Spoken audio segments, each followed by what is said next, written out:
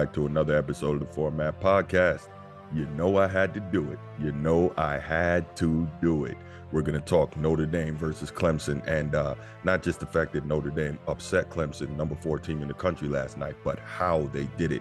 That's the crazy part. But before we get to all that, you know what time it is.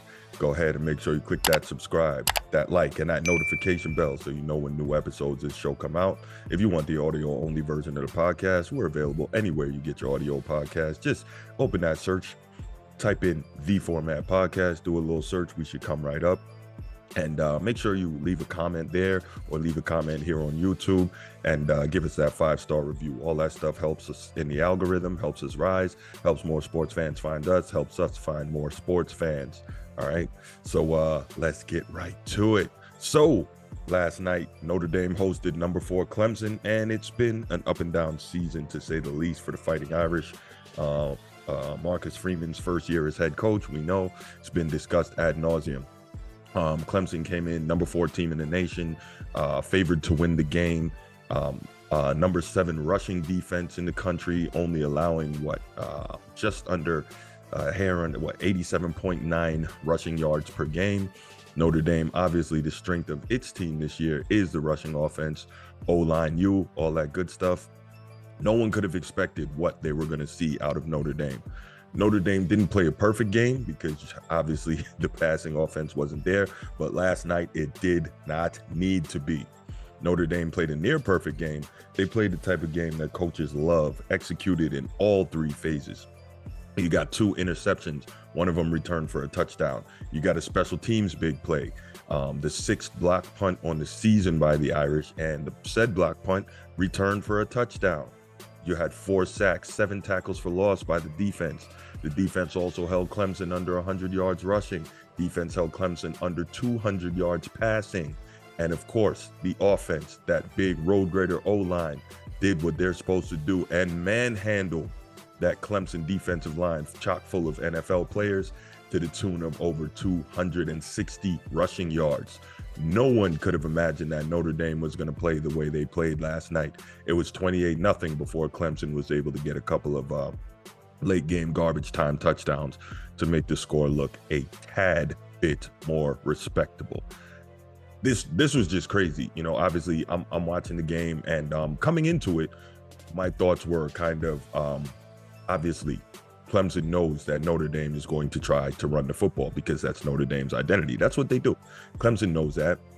Clemson has an elite D-line, and up until last night had been stopping the run pretty much with ease all season long, except for the Florida State game. I think Florida State ran for 206 against them. But for the most part, they have been dominating in the run defense with a lot of talent on that defensive line. You got Miles Murphy, Brian Brzee. Both of them are probably going to be first-round picks. So anyway, you knew coming in that it was going to be a physical matchup in the trenches. Notre Dame, O-line, trying to pound it. 2 young backs who really run hard, Logan Diggs, Audric Estime, both of whom went for over 100 yards yesterday. Crazy. You knew that was going to be the matchup against Clemson's D-line. And then, you know, my thoughts were, okay, Clemson is going to Notre Dame is not going to be able to really dominate in the run game. They may have some success, but they're not going to be able to dominate. And we know in the passing game, Notre Dame's best weapon and probably only true weapon is tight end Michael Mayer, who a lot of people expect to be a first-round draft, who we know will be a first-round draft pick, and many expect to be a top 10 pick going off to the NFL after this season is over. Now, I'm thinking, okay, Clemson is going to control the run, then they're going to bracket Michael Mayer and take him away. Then what happens? What does Tommy Rees and what does Drew Pine and the rest of these Irish offensive players do? What's going to happen there? And that was kind of my thought, that Clemson was going to end up winning this game based on that. I had no idea that Notre Dame was going to do what we saw them do. Now, first, let's hear from Marcus Freeman in terms of the biggest win of his young coaching career. You know, I don't want to say we physically dominated them, but we knew going in, Tim, that we have to run the ball. You look at every game that we've won. I think we've rushed the ball 40-plus times. That's been our backbone, and we knew this defensive line was special. but we couldn't shy away from our strength. And it was a challenge to our offensive line, challenge to our quarterback, challenge to our running back. But you know what? I think at some point during the game, their confidence kind of rose and said, listen, we can block anybody in the country. And they showed they could do that tonight. We didn't foresee this game going that way. We didn't see this season going this way. We don't shoot as an adult. You don't see life on the front end exactly going the way you dreamed. But you know what? I'm happy that the kids continue to believe in what we're doing. And today was one of those special moments. You know, we're not going to listen to difficult time. We're going to have difficult times as a program. That's part of this growth that we're continuing to strive to achieve. But today was the day it all came together, you know, and they were able to truly execute. They really prepared their tails off. And I think tonight was a reflection of the way they prepared. He looks exhausted. I can't even imagine what it must have been like to have coached that game or been on the sidelines for that game. Probably absolutely insane. But Notre Dame went out and they did what few expected them to do, myself included. But back to the way that game played out. You're looking at it and you're saying really the way the Irish were able to absolutely just punch Clemson in the face and just take it to him time and time again on the ground was truly impressive. I believe Drew Pine only attempted 17 passes on the night. So the way how effectively they were able to run is just incredible. But coming into the game again, you know, I thought that it would be a much closer affair, but I didn't think Notre Dame was going to get the win. And in a game like that, where most people would say that Notre Dame is talent deficient against a team like Clemson, I would say Clemson is more talented just in terms of the players they have. So you say in a game like that, if you're Notre Dame, you need some things to happen. And oddly enough, all of those things happen. It's highly unusual, right? You get a big play on special teams. I mentioned the block punt earlier in the first quarter, actually on Clemson's first possession. Notre Dame's defense held up. Clemson goes to punt. Notre Dame gets the block, the 6th of the season on a punt. Ball pops up in the air. Prince Collie catches it, runs it in for a touchdown. So you get a big play on special teams. Okay. Notre Dame also during the game gets 2 interceptions, both by freshman Benjamin Morrison. Not just because of what he did last night, but just watching what he's done all season. He may end up being a real star and a real stud for this team. But you get 2 interceptions, so you're flipping the field. One of those interceptions, Benjamin Morrison returns like between 85 and 90 yards for a touchdown. So you score on defense, you score on special teams, and then, of course, you're able to run the football. And, of course, we would be remiss if we didn't mention All-American tight end Michael Mayer, who just keeps setting records, now owns the record for most touchdown receptions by a tight end in Notre Dame history.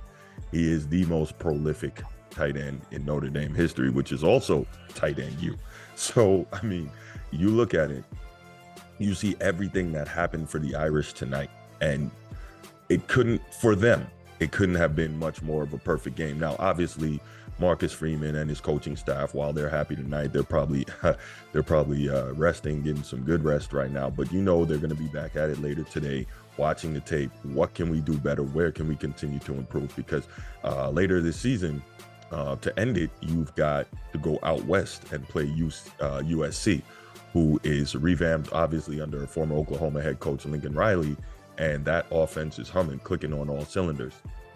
Now, after what we saw last night, if Notre Dame can go out west and be physical with USC, punch them in the mouth, and control the clock and control the game by running the football effectively, well, hey, who knows? Maybe they have a chance to go out there and derail their season and see what happens. But just what an incredible game, an incredible win. Obviously, last time Notre Dame played Clemson at Notre Dame, that was during the pandemic season. Notre Dame won, 47-40, double overtime thriller. DJU sets the record for most passing yards all time by a quarterback against Notre Dame.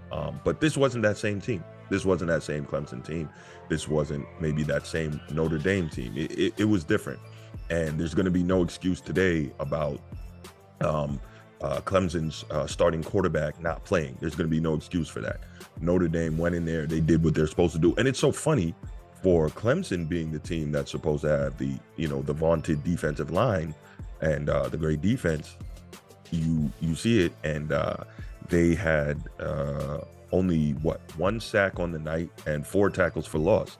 Meanwhile, Notre Dame had 4 sacks, 7 tackles for loss. So you got to be really impressed by what Notre Dame has been able to do. And quick side note, you see a guy like Isaiah Foskey, he got a sack last night, and he's really started to warm up. He's now 6th in the nation in sacks with 7.5 on the year. So, Notre Dame, their big play guys are really stepping up here. Again, Benjamin Morrison with the 2 huge interceptions. Michael Mayer, he's got a touchdown. Logan Diggs, 114 rushing yards. Audric Estime, 104 rushing yards. These for 263 total on the ground. When you're a team like Clemson that prides itself on its defensive line, and you get just physically manhandled like that, as Dabo said after the game, it has to hurt you. It has to hurt you, and maybe it changes the outlook on how you do things. Maybe it changes how you see yourself as a team. Now, Clemson, again, for the most part, they're in a good spot, but I think now it's over for them on the season in terms of a trip to the college football playoff. That's likely not going to happen. Notre Dame has their season ahead of them. If they can finish out 9-3, be a really good first year for Marcus Freeman. Obviously, that snaps to 5 straight 10-win seasons, but it'll be a really good season. And obviously, if they can maybe get a New Year's Six bowl and then go out with a win on that front, and also a win like this against Clemson really helps the recruiting. We talk about it ad nauseum. Notre Dame is never going to get to where they want to be until they can get, that elite quarterback play and really get some elite playmaking wide receivers in there, and they're making huge strides in that. So, huge win by the Irish last night. They're all super happy in South Bend. The players, the fans, everybody. It was, unless you're a Clemson fan, it was a heck of a game to watch, and just super surprising in terms of the way it went down. Now, before I get out of here, on the flip side of that, down in Louisiana, in the swamp in Death Valley, Brian Kelly got his first win ever against Nick Saban. LSU upsets Alabama, beats them 32-31 in an overtime game. And now they are in the driver's seat in terms of representing the SEC West in the SEC championship game. And this is crazy now, because what happens if LSU wins the SEC? I think that's unlikely. I don't know if they can beat Georgia. But what happens if they win the SEC? Now you have a situation where you will most certainly get 2 SEC teams in, which is, of course, what the powers that be won every year. But I can talk about that on a different show. You'll also have a situation where you will have the first time ever a 2-loss team gets into the 4-team playoff, and everything starts to go haywire. But I guess this is why we love college football, right? So a lot still left to see, a lot still left to play for. But the reason I brought up the LSU beating Alabama, obviously common denominator here, Brian Kelly, head coach of LSU, was the head coach of Notre Dame for, I think, 12 seasons. Part of the reason that he left Notre Dame, he felt he'd reached the ceiling in terms of players and recruiting and what he would be able to do, and whether or not he would ever be able to truly compete with those big time schools, the Clemsons, the Ohio States, the Alabamas, in a big game / playoff scenario. And I just thought about this, this morning when I got up and I was thinking about recording and all that. I was thinking about it, and this is going to give this LSU win over Bama by Brian Kelly a lot of credence to the people who say he left Notre Dame because he knew he could only go so far. Well, maybe so, maybe not, but now we're starting to see, because we look at the way Marcus Freeman is able to recruit and the type of players that he has at least verbal commits from at this time. Maybe the recruiting situation is not necessarily what Brian Kelly had led us to believe for all those years. We know that he's just not necessarily a dynamic recruiter. I don't know if that's in terms of personality, in terms of what Notre Dame is willing to spend on recruiting. I don't know if it's just him, what he's looking for, his ability or maybe possibly inability to connect with the younger generation and the type of players that he may be looking for to be difference makers. Obviously, Marcus Freeman's super energetic. He's 36, 37 years old. He's considerably younger than Brian Kelly. He can connect with the young players in a different way than Brian Kelly can, and you maybe can see that in terms of the way the recruiting rankings bear out. So we'll see as the season goes on and as the offseason goes on, if Marcus Freeman is able to maintain, I think, was it the number 3 recruiting class in the country right now? If he's able to maintain that and bring in a load of new high-end freshman talent, who knows? But last night is going to give a lot of credence to a lot of people who were saying that Brian Kelly left because he had reached his proverbial ceiling with the Irish. So maybe we look at it and say, did he reach his ceiling? Or is part of it the fact that he's just not a dynamic enough recruiter? But maybe we'll do a show on that another time. Anyway, my question for you, did you expect Notre Dame to win last night? I know I didn't. And did you expect them to win, if they did, in the fashion that they did? And what did you think of that? What do you think that means for Marcus Freeman and the Notre Dame program going forward? Leave your comments in the comments section, and can't wait to talk to you next time. I'm out. Peace.